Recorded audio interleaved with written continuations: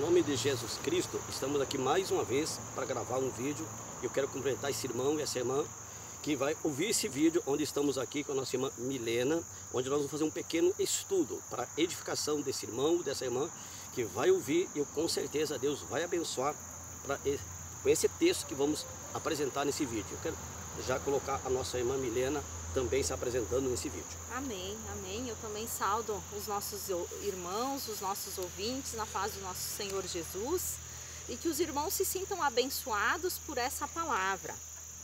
Nesse dia vamos estudar com o pastor e ouvir a visão dele a respeito do texto, irmãos, de 1 Pedro, capítulo 4 e versículo 12. Eu vou ler aos irmãos. Amados, não estranheis a ardente prova que vem sobre vós para vos tentar, como se coisa estranha vos acontecesse. Nessa palavra inicial, pastor, o que esse texto traria? Ele é um texto para a igreja de hoje? Ele é um texto para a igreja do passado? Ele é para o crente? Para que tempo da vida é esse texto? Irmã Milena, eu acredito que esse texto é para a igreja lá do passado, do presente e do futuro. Aqui, quando o apóstolo Pedro, ele dá essa advertência, ele dá a advertência para os nascidos de novo, aqueles que creram em Jesus Cristo, que aceitaram Jesus Cristo, que eles estão sujeitos a hora por hora sofrer algum ataque. É importante o texto que o apóstolo Pedro diz: amados, não estranheis a ardente prova. E essa prova, ela vem sobre aqueles que aceitaram Jesus Cristo. E é uma prova da caminhada com Jesus e até mesmo de ser ajustado na presença de Deus. E com certeza isso aqui vai trazer uma purificação da vida de cada homem. Mas não é para estranhar. Por que estranhar? Porque geralmente as pessoas, quando passam por uma luta, alguma batalha, aí eles ficam se perguntando: mas eu pequei, eu transgredi, o que aconteceu comigo? No caso, o irmão fala, desculpa, do crente. Do cristão. Porque às vezes acontece, né? Do crente estar passando alguma luta, alguma coisa e até se sentir envergonhado. Com né? certeza. Os crentes se sentem envergonhados do porquê que está passando por problemas, né? Eu acho que a realidade e a questão é que muitas pessoas, quando chega um problema, eles ficam procurando até onde está o problema e o que está acontecendo. Mas o que o apóstolo Pedro, ele está expressando aqui, que todo cristão tem que estar atento. Isso quer dizer assim, tem que estar sendo vigilante, buscando a presença de Deus, administrando a sua vida na pessoa de Jesus, com o sentido da palavra de Deus. Na verdade, isso aqui é um conselho de Deus para todo crente, que ele pode sofrer grandes provas. E na complementação desse texto que a irmã leu, diz, ó, que vem sobre vós para vos tentar como coisas estranha, assim, que não para essa assim que não poderia ter acontecido. Isso. Que não como que isso está acontecendo? Se eu sirvo a Deus, eu vou para a igreja, eu busco a Deus, mas ao esfriamento de um cristão pode vir essas tribulações e ele pegar desprevenido, e aonde Satanás pode ter muitas legalidades e a pessoa ficar se perguntando e sofrer e perecer por não estar vigiando. Nós podemos observar outros textos que vai falar muito bem sobre isso. Eu vou ler para compartilhar também com os irmãos em 1 Pedro, irmãos, capítulo 1 e o versículo 17? Então, 1 Pedro, capítulo 1 e o versículo 7. Essas provações são para que a prova da vossa fé, muito mais preciosa do que ouro que perece, embora provado pelo fogo, redunde para louvor, glória e honra na revelação de Jesus Cristo. Isso, irmão. Olha que importante a recomendação daqui do apóstolo Pedro, que esse é o conselho dele, que essa prova da vossa fé, ela é muito mais preciosa que um ouro. Então, assim, a fé de um cristão, ela só pode ter valor quando ela é provada. O nosso Deus não deseja que nenhum de nós tenhamos uma fé sem prova. Ela precisa ser provada. Como é que nós vamos saber? É quando realmente a tribulação aparece, o problema aparece e nós permanecemos sem sair da presença de Deus. Aí Deus valoriza essa fé. Mas existe fé que Deus não valoriza, porque nós só esperamos que Ele venha nos abençoar e nós não vamos até a presença dEle. E Ele deseja muito que nós vamos à presença dEle. Então esse texto que a irmã leu, que é bem importante, aí ele diz assim: para que a prova da vossa fé, muito mais preciosa do que o ouro que perece. É a prova pelo fogo. Então, assim, a prova pelo fogo, ela vai resultar em aos cristãos, ao povo de Deus, poder honrar a Deus, glorificar a Deus, porque eles vão ver o resultado é na prova. Muitas vezes, quando nós ficamos esperando o resultado de Deus, apenas esperando com uma fé, sem ir à presença de Deus, nós não temos um resultado.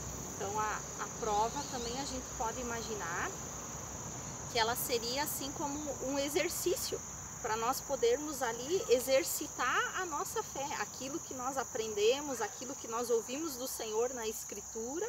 Muitas vezes na prova é aquele momento que nós vamos colocar em prática o que o Senhor fala conosco, o que os pastores pregam nas igrejas. Com certeza, irmã Milena, porque na verdade nessa prática, nessa realidade ali, é o que vai agradar a Deus. Porque na verdade o nosso Deus tem o prazer que todo cristão não negue o nome dele através das provas. Porque as provas são para nós passar na presença de Deus e ser provado e ter condições de fazer parte lá do céu, lá da glória. Mas daí as provas elas vêm aqui, porque depois, no final, não tem mais o que ser provado. A prova é agora. Então esse é o desejo de Deus, muito importante para nós. E no caso, pastor, agora pensando assim, quando fala ali em provar a nossa fé, se a cada prova nós vamos conseguindo ter o comportamento do cristão, obedecendo a Escritura, com temor, com paciência, com respeito, isso também é, de certa forma, aperfeiçoada a nossa fé? Nós vamos crescendo com isso, nós vamos melhorando assim em questão da santidade com Cristo? Eu acredito que sim, minha amiga. Com toda certeza, sim. Porque na verdade, nós vamos ler logo o texto ali, onde eu vou falar algo importante.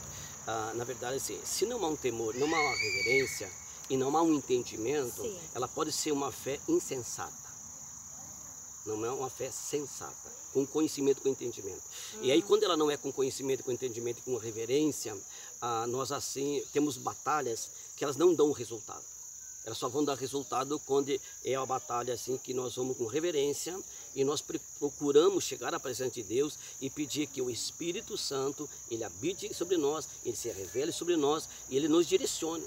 Porque muitas vezes as pessoas dizem assim, não, mas eu tenho fé em Deus e o Espírito de Deus já vai direcionar a minha vida. Não, isso não é bem verdade.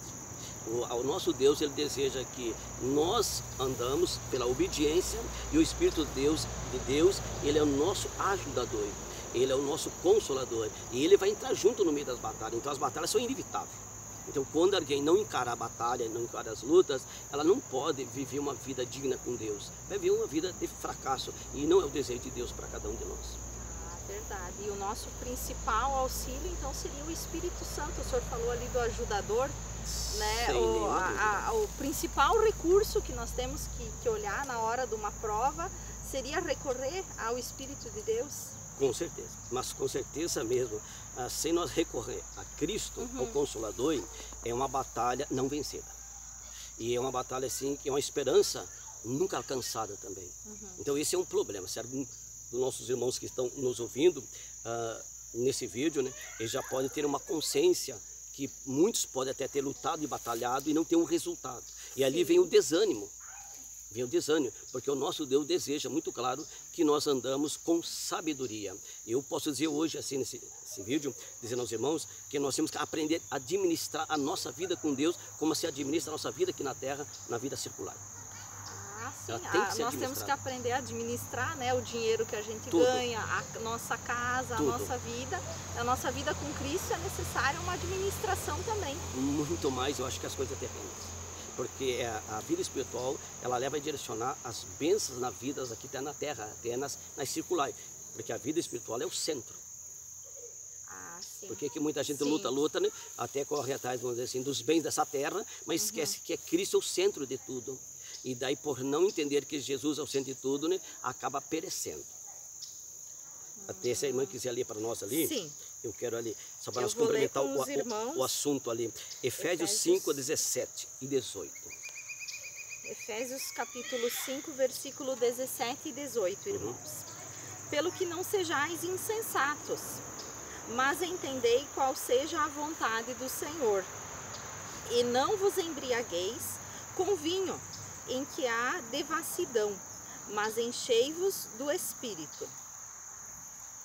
Olha, Glória a Deus. olha que palavra bem Glória a Deus, real. o que o irmão falava ali a respeito da gente não ser insensato. Isto. Olha bem olha o conselho de Deus através de Efésios, a Paulo aconselhando. Ele diz muito claro: pelo que não sejais insensatos, mas entendei qual seja a vontade do Senhor. Glória a Deus. Olha, é uma parte muito importante. Quando nós procuramos ser crente e para fazer a nossa vontade, isso é abominável para Deus e é rejeitável perante Deus. O texto aqui está dizendo: não seja insensato. Insensato é uma pessoa que busca Deus sem conhecimento, para fazer a sua própria vontade. Aqui ele está dizendo: não seja insensato, buscar aquilo que vai fazer a vontade de Deus. A vontade de Deus é que de repente tu passe por um ajuste mesmo, para você abrir os olhos, para você entender alguma coisa e para você crescer. Então assim, não sejando insensato, porque insensato é um cristão, não tem entendimento, mas ele crê em Jesus, ele quer que a graça salvou e tudo, mas ele não tem um conhecimento, ele não tem um entendimento. Se chegar um problema, se chegar uma luta, existe mais murmurações que adoração a Deus. E daí se chegar a murmuração e não a adoração a Deus, o nosso adversário vai prevalecer. Então nós temos que ter a inteligência de Deus.